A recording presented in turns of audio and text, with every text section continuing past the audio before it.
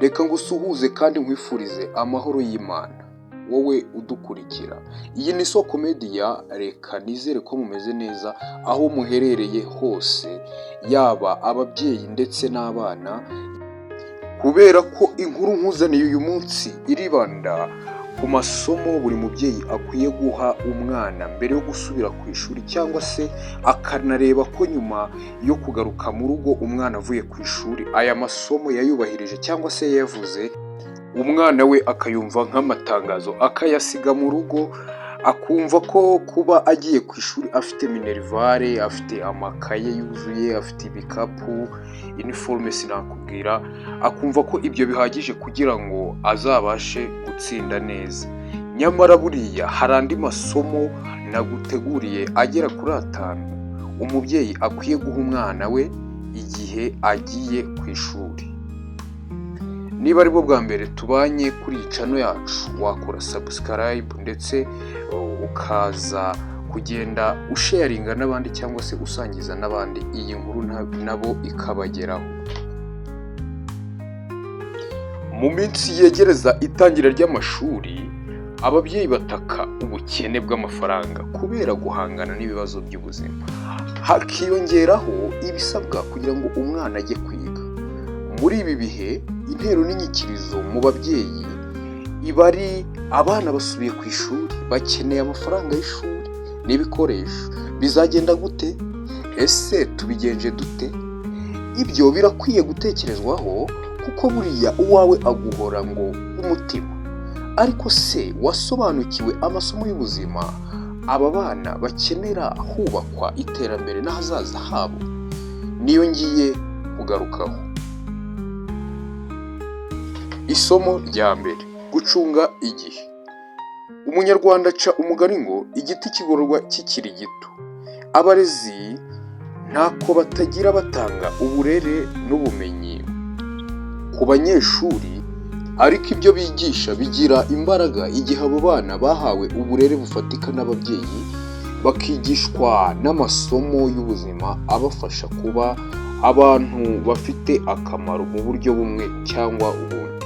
Mu nkuru yanditswe n'ikinyamakuru New York Post, hagaragajwe ko ababyeyi bafite inshingano ikomeye mu kwigisha abana babo gukoresha igihe neza, bibanda ku bizaramba aho gutinda ku bishira vuba bikurura amaso yabo. Mbega ukabona umwana ageze ku ishuri nta cyerekezo afite, nta nama yagiriwe, ugasanga arimo aragorana n'abamurera. Ibi ntabwo bikwiriye. Bavuze ko abana bakwiye kwigishwa kuba abanyamurava igihe bari ku ishuri, bakaboneka mu bikorwa by'ubwitange bifasha abandi, ndetse bakayobora bagenzi babo mu byiza. Ikintu cya kabiri umubyeyi akwiye kugiraho umwana we inama ni ukwiha intego. Abanyeshuri bakiri bato usanga bafite intego zoroheje zirimo gutsinda ku manota yo hejuru, kubaha ababyeyi, n'inzozi zo kuzaba abakomeye nyuma yo kurangiza amashuri. Ariko ibyo ntibihagije. Umubyeyi asabwa kwicarana n'umwana mbere yo kumwohereza ku ishuri, akamwigisha akamaro ko kubaho afite intego, ndetse akamwibutsa ko no ku myaka mike yatangira kubaho mu nzira zifite umurongo, mu rwego rwo gutegura ahazaza hazima ndetse heza. Nk'uko bitangazwa na dreammaker.com, 83% by'abatuye isi babaho nta ntego z'ubuzima, bakabona bwira bugacya. 14% bagira intego zimeze nk'ibihuha kuko ziguma mu mutwe ntizigerweho, naho 3% bakagira intego zanditse. Nk'umubyeyi wifuza kurera neza, ganira n'umwana ku gushyiraho intego zingana n'ubushobozi bwe. Wenda yiha intego y'amanota agomba kugira, ibintu bishya aziga mu gihembwe, kwisunga amatsinda aba mu kigo yamufasha kunguka ubundi bumenyi n'ibindi. Ngira ngo iyi ngingo nayo ya kabiri irumvikana cyane, icyo umwana akwiye kubwirwa n'umubyeyi igihe agiye ku ishuri, cyangwa se n'umubyeyi akanareba ko umwana ibyo bintu yabigezeho nyuma y'uko agarutse aje mu biruhuko.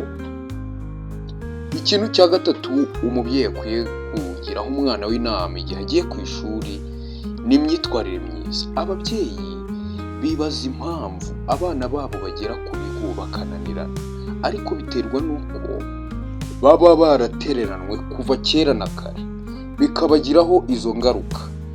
Kugaburira umwana ntibihagije ngo witwe ko umwitaho.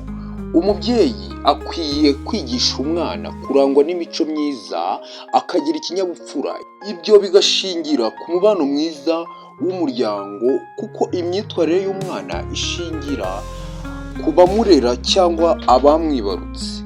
Birumvikana ntiwaba utukana ngo ubuze umwana kuzatukana, kuko ni wowe rugero rwa mbere afite. Hano niho usanga hari igihe umwana ku ishuri bamutuma umubyeyi, babona umwana yakosheje, ariko umubyeyi yaza ukabona noneho we arengeje amakosa umwana we. Urumva rero kuzamurera, kuba yamuha uburere ni ibintu bigoye. Ibi bigaragaza ko uburere wahawe ari bwo bukuremamo umuntu tubona. Abana bakwiye kwigishwa kutajya mu bigare cyangwa inshuti mbi igihe bagiye kure y'ababyeyi, kuko zabakuramo inyigisho nzima bahawe. Reka dukomereze ku kintu cya kane umubyeyi akwiye kubwira umwana we ko akwiye kukizirikana igihe agiye ku ishuri n'igihe avuyeyo akabona ko icyo kintu cyamugiriye umumaro: kubaha abarezi.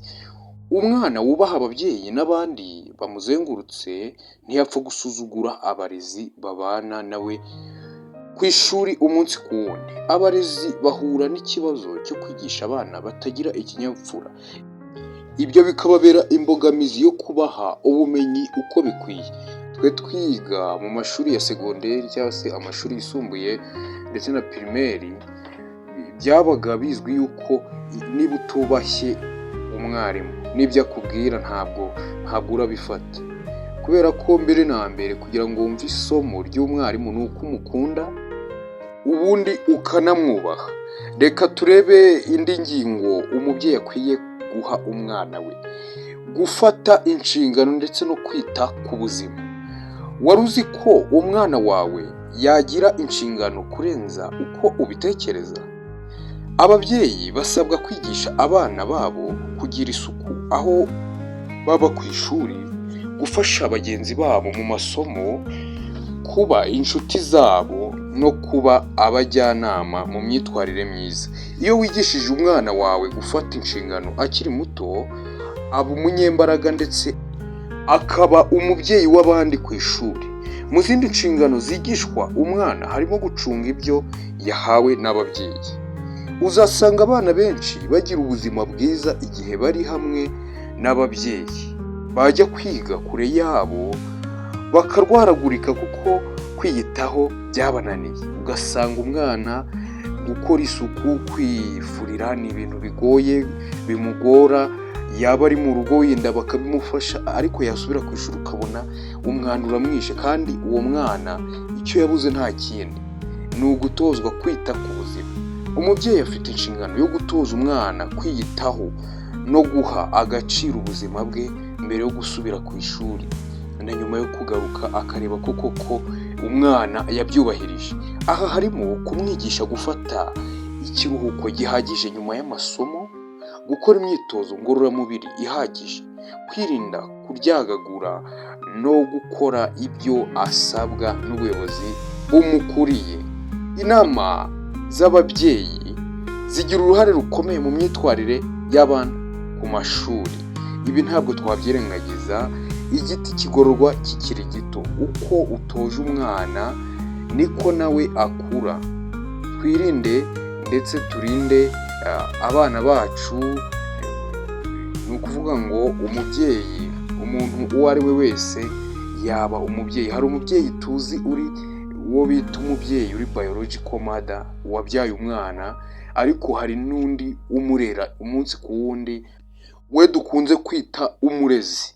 Umurezi rero ashingira ku byo umubyeyi nyirizina yahaye umwana. Iyo umwana yahawe uburere bubi akiri mutoya, bimugiraho ingaruka. Njyewe abantu nzi ku ishuri nkikiga mu myaka yo hasi bagiye batubaha abarezi ku ishuri ndetse n'ababyeyi babo, abenshi ntabwo babashije kugera kure mu masomo ngo bige bagere kure, bagere muri za kaminuza. Kubera iki?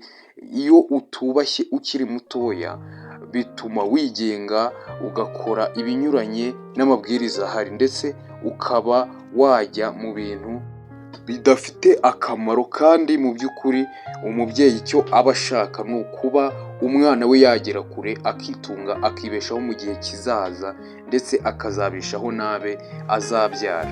Iri rero ni isomo rikomeye twakura mu bintu umubyeyi akwiye kubwira umwana we, ndetse yanataha akareba ko ibyo bintu yabyubahirije koko. Babyeyi aho muri murerera u Rwanda mutizigamye, kandi namwe bana murerwa mureke twumvire ababyeyi bacu, nicyo kintu gikomeye. Buriya ngo uburere buruta ubuvuke. Iyo umuntu yahawe uburere buzima nibwo butuma azagira ejo hazaza heza. Ndabashimiye cyane. Iyi yari Isoko Media, dukomeze tujye tubana umunsi ku wundi. Ciao.